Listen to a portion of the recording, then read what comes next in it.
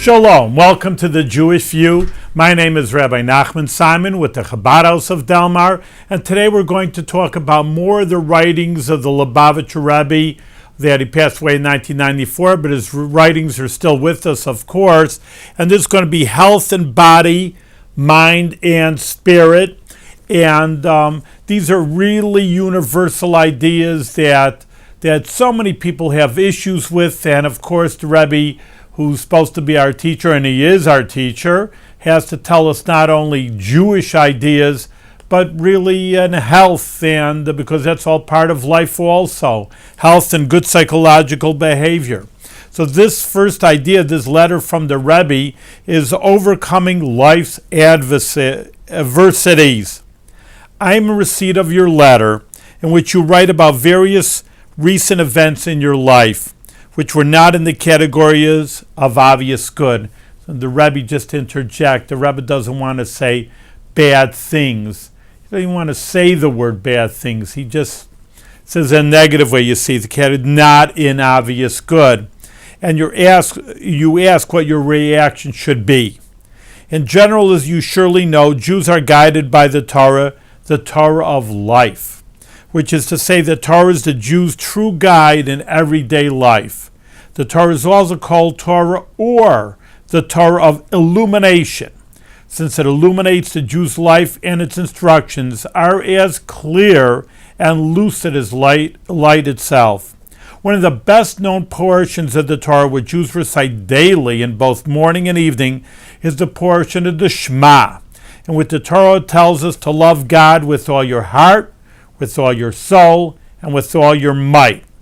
The Hebrew word mi'odecha, generally translated as your might, also conveys the meaning of midah, measure, or dimension, as our sages explain.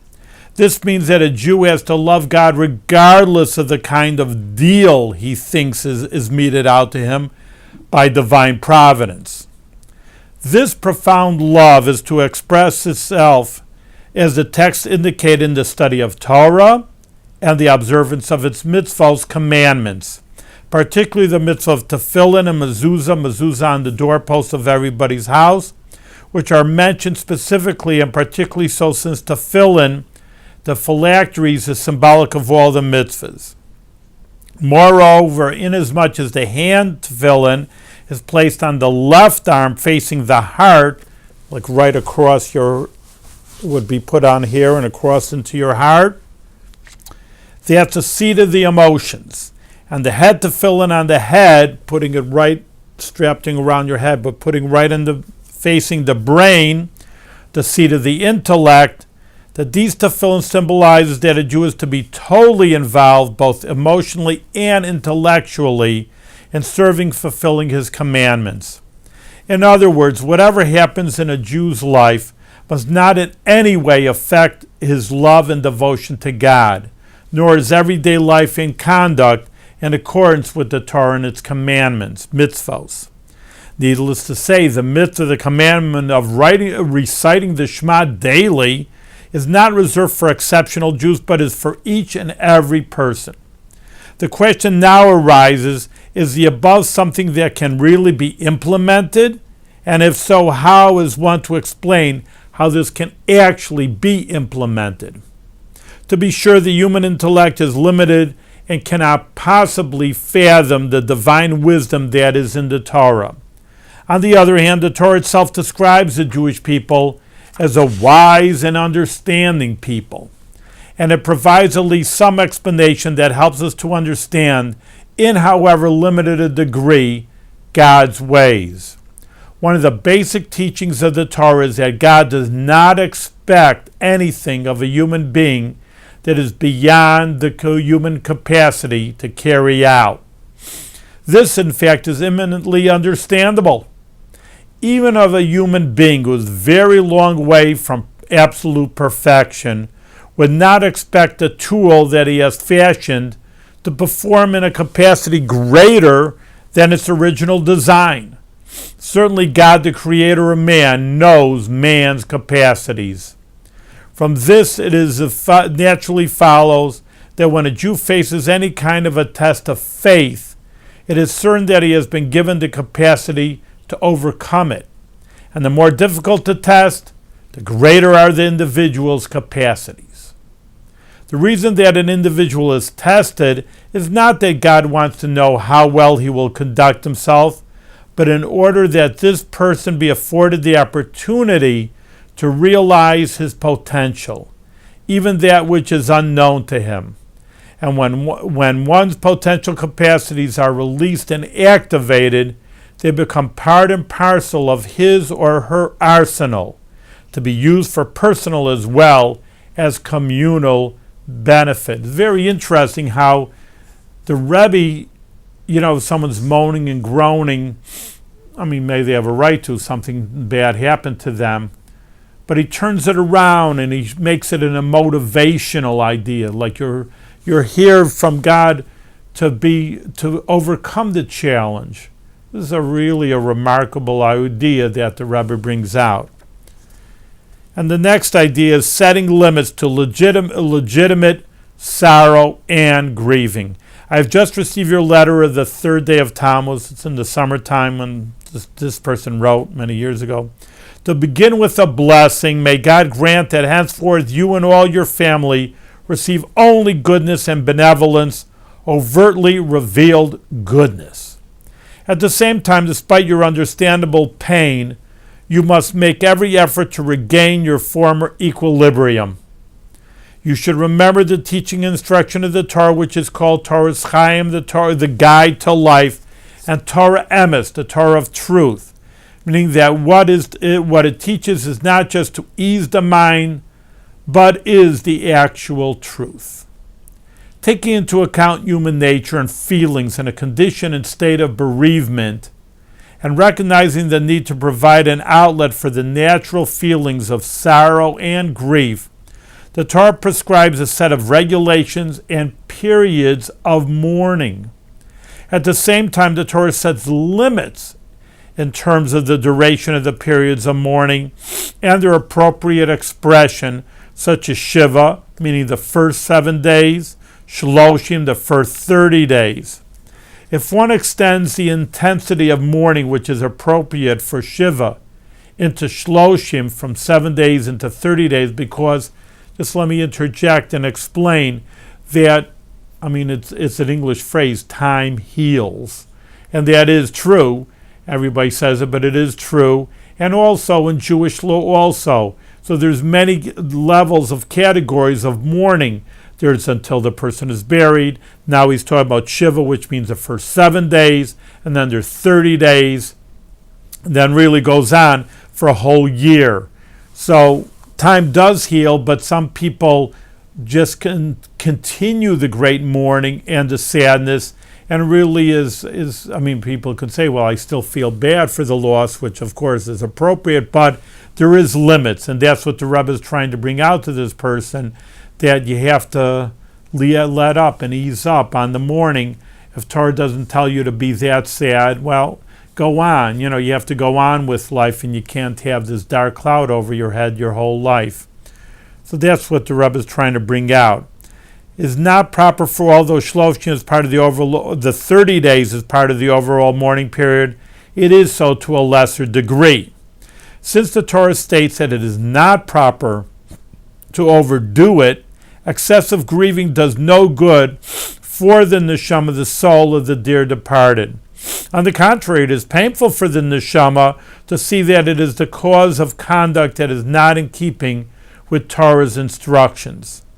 A second point to bear in mind is that a human being cannot possibly understand the ways of God. By way of a simple illustration, an infant cannot possibly understand the thinking and conduct of a great scholar or scientist, even though both are human beings, and the difference between them is only relative in terms of age, education, and maturity. This is notwithstanding the fact that quite possibly at some future date the infant may even surpass the scientist who also began his life as an infant. The difference, however, between a created human being and his creator is absolute. Therefore, our sages declare that human beings must accept everything that happens both those matters that are obviously good, as well as those matters wherein the goodness is humanly incomprehensible, since all that God does, he does for the good. Nevertheless, God enabled us to grasp some aspects and insight regarding life in the world and the afterlife. One of these insights is that the neshama, the soul, is a part of godliness, and as such is immortal. When the time comes for it to return to heaven, it leaves the body and continues its eternal life in the spiritual world of truth. It is also a matter of common sense that whatever precisely causes separation of the soul from the body, whether a fatal accident or a fatal illness, etc., its effect was only on the vital organs of the physical body.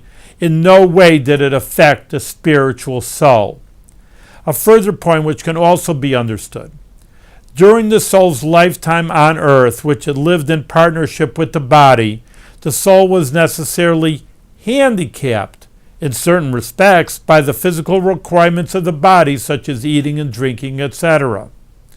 Even a tzaddik, a holy, righteous individual whose entire life is consecrated to God, cannot escape the constraints of living his life in a material and physical environment. Consequently, when the time comes for the soul to return home, it is essentially a release, for it is as it makes its ascent to a higher world, no longer spiritually restricted and restrained by a physical body and environment. From now on, the soul is free to enjoy the spiritual bliss of being close to God to the fullest extent. This is surely a comforting thought. It may be asked, if it is a release for the soul, why is the Torah prescribed periods of mournings, etc.? But there's really no contradiction here. The Torah recognizes the natural feeling of grief that is felt by the loss of the near and dear one, whose passing leaves a void in the family. The physical presence and contact of the beloved one will be sorely missed. So the Torah has prescribed the proper periods of mourning to give vent to these feelings and make it easier to regain the proper equilibrium and balance. However, allowing oneself to be carried away by these feelings beyond the limit set by the Torah, in addition to being a disservice to oneself and those around him, as well as to the soul as mentioned above, means that the individual is more concerned with his own feelings than with the feelings of the precious neshama soul that has risen to new spiritual heights of eternal bliss.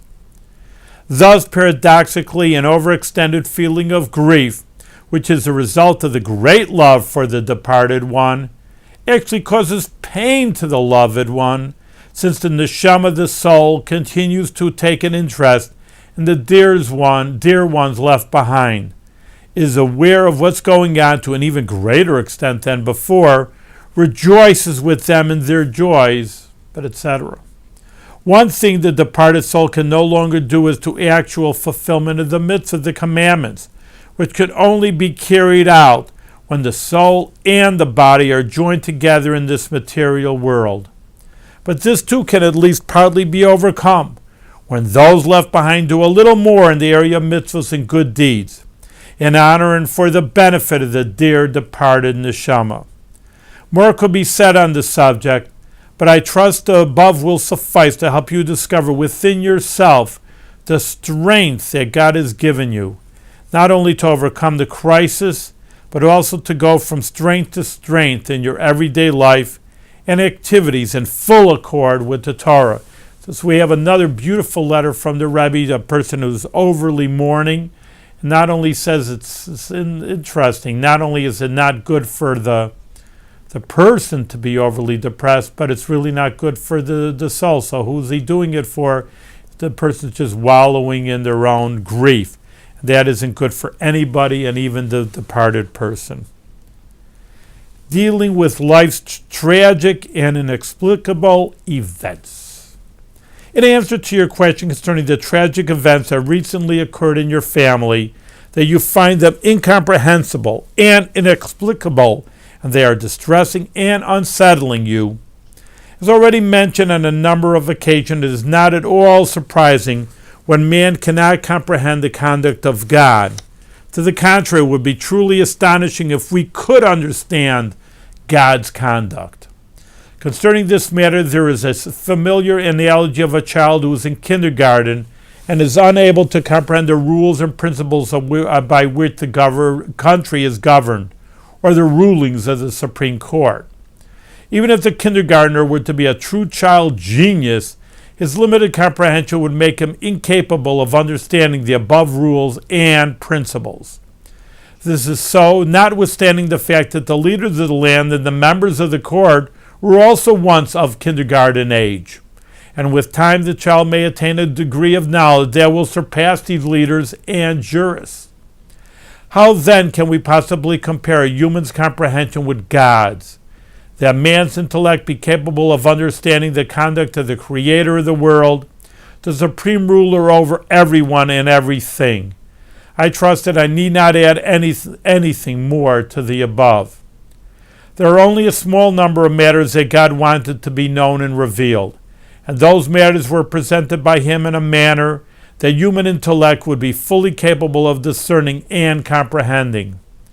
Another point needs to be stated. The more a person relies on his pure faith and betachon trust in God, the more he will see and logically comprehend the events that transpire in the world as a whole and in one's private life in particular.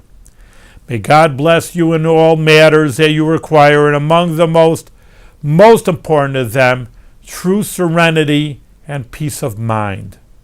May he bless you that your life be such that matters will be good for you in all aspects, including goodness that is overtly revealed and intellectually comprehensible. Your daily conduct is in accordance with our holy Torah, which is called Torah's Chaim, a living Torah that shows how to live. It is a manner and vessel to receive those blessings from God. I just interject, my father, Olav Hashem, may rest in peace, passed away recently, over a year ago now, but he actually received a letter from the Rebbe and just said that even though you do commandments for its own sake, but one of the major ideas is that you want blessings. My father asked the Rebbe for a blessing. It should be that you do, the more you do for God, the more is a channel and it becomes vessels for more blessings. So that's an important thing. The more that you do, the more you get. And I'm still on these same notes, which I think are important for people, because of course I'm a rabbi, so I deal with many people at different problems. In any case, I think these are more universal problems that people have to deal with, and of course we have our best advice from the Rebbe. Dispose of the negative attitude. In reply to your letter in which you describe the various circumstances that you and your husband have experienced, you reach the conclusion that things were always not well and now things are also not fine, from which we can easily discern what your view is about what the future holds in store for you. I am astonished by your conclusions, when you yourself write that from the entire family you were among the few survivors. You also write about the various maladies and ailments that you survived. You also write about your husband that one can never imagine, and he nevertheless occupied himself and succeeded in matters that you both find yourself in a house, and etc. Recognizing all the above, being cognizant of all that transpired, not only externally but in the house as well, how is it possible to conclude in the manner that you write? Of course, one should ask God that things become better and better, for God is the essence of goodness, and it is the nature of He who is good to do good. However, one should not ignore the many kindnesses of God that one has already experienced, particularly as you write that you perceived openly revealed kindnesses and miracles. I wish to reiterate, my intent is not to minimize the importance of being aware of one's needs. And I also don't mean to imply that you are not lacking necessities. I merely wish to accentuate the goodness, indeed the very large amount of goodness, which you and your husband perceived with your physical eyes. Another point, and this is of equal importance, our Holy Torah explains that the measure of God's blessing depends to a considerable extent on the appreciative manner in which the person receives these blessings, and that his conduct is in consonance with recognition of these kindnesses. This form of behavior enlarges the receptacles and blessing that allows one to receive his kindnesses in the immediate future as well as in the future in general. I think that's a very, very important point. It just goes hand in hand with what we were saying before, that if you have a good attitude, of course, beforehand you have to do good things, but if you have a good attitude, in turn it brings good life to you. Now we're dealing with, almost on the same note, but similar, combating sadness, despondency, depression, and despair. Bear in mind the following points. A, there can be no question that tshuva, penance, is effective in every case, whatever the transgression. For tshuva, this repentance, is one of God's commandments, and God does not require of us the impossible. And B, it is likewise certain that any kind of depression, despondency, or sadness as a result of agonizing over past sins is a trick of the Yetzer Hara, the evil inclination inside of a person, to discourage one from serving God. I advise you from now on to stop weighing and dwelling on things that are of no practical value, and especially the kind of thoughts that only lead to despondency. Rather, place ever-increasing efforts on the performance of Torah and its commandments. It's again, really, like I say, it dovetails together, not to have negative thoughts, but to have very positive thoughts. And I don't know, I always tell people, keep rolling, keep going. You know, people get muddled and almost like into quicksand. They can't get out. And really the main idea is to keep on going and doing the right things. And automatically everything will work out. Combating sadness. With regard to your inclination towards a feeling of sadness, a useful remedy for this is to have firmly engraved in your mind that God, the creator of the world, watches over everyone individually. Since he is the essence of goodness, there is therefore no room for sadness or worry. This concept has been explained at length in various parts of the Tanya, which is the basic work of Chabad Hasidus.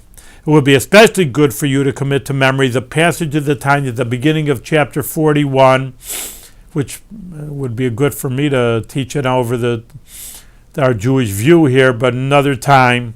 Whatever you feel sad or depressed, review that section in your mind or recite it orally. This will assist you in eliminating these undesirable emotions. Well, the Rebbe doesn't say it, he says to learn it, and like I said, maybe I should learn it in full, but the main idea there is that God is standing over a person, looking over them. It's not like I'm alone or no one cares about me. I mean, a person should have friends, of course, but surely even if the worst comes to worst, there is God in the world, and he is looking at a person, and therefore always keep that in mind. 3 forms of reality. You write in your letter about your depressed state of mind. As known, there are many matters that exist wholly outside the person. Other mental health issues such as neurosis and psychosis at least exist within the individual's inner sense of reality and self. And finally, there are those matters whose entire existence and reality is a result of the person thinking about them. Although it would seem that when thinking about a certain thing whose entire existence is predicated on his thoughts about the matter, there is no difference whether or not his thoughts refer to a factual reality, but in truth is not so. There always exists within the individual the ability to examine his feelings and their degree of authenticity and certitude. This assessment affects a person even when his capacity to make a quote-unquote reality check is concealed, or to use the common vernacular, lies within his subconscious, which then can be recovered. Clearly, the thoughts and feelings that you are now experiencing emanate from the latter of the 3 forms of reality. They only exist because you insist on thinking about them. Such types of thoughts and feelings are much easier to get rid of. Quite often they dissipate on their own by simply ceasing to think these thoughts, either a cessation resulting from an external factor, such as through an intervention by another person, or brought about by the person's own resolve to stop thinking about them. We verily observe that hundreds and thousands of people who found themselves in the same frame of mind as you do now were able to rid themselves of these feelings without it having any lasting effect on them at all, from which we understand this can ultimately be achieved even by those who still retain some vestige of these feelings. These statistics may not be so well known, merely because it is human nature to greatly publicize those matters that are entirely in the minority, or those matters that are truly uncommon, like individuals whose feelings of gloominess overwhelm them, while the more common experience of people gaining control of their feelings is not publicized at all. Thus, with even minor reflection, we realize that it is incumbent upon each and every one of us to fulfill our mission in the world, to increase illuminating within the world, and particularly within our own environment by strengthening and disseminating the light of life in coexistence with the directives of our Torah, the Torah of life. Since this is the case, we not even have the luxury of the available time that it takes to contemplate thoughts about ourselves, meaning thoughts of the type that you have been having. And although at the beginning it is not easy to replace thoughts concerning ourselves with thoughts concerning our purpose in God's world, with time and practice it becomes easier to switch our thoughts, particularly so when we do all the above with joy, the foundation of this joy being that which is the Rambam Maimonides writes at the conclusion of his laws of Lulav, concerning the vital importance of serving God joyfully. Well, we talked about many things, and I think very, very important to keep in mind that Torah is not just do this, don't do that. There's rituals, Passover, the high holidays, but just to have a good mind in life is all part of the understanding of Judaism. And the Rebbe, of course, now helps a person to realize that. That's what a Rebbe is for, to teach and to educate. And hopefully you gain something from it, because I surely do. And thank you very much.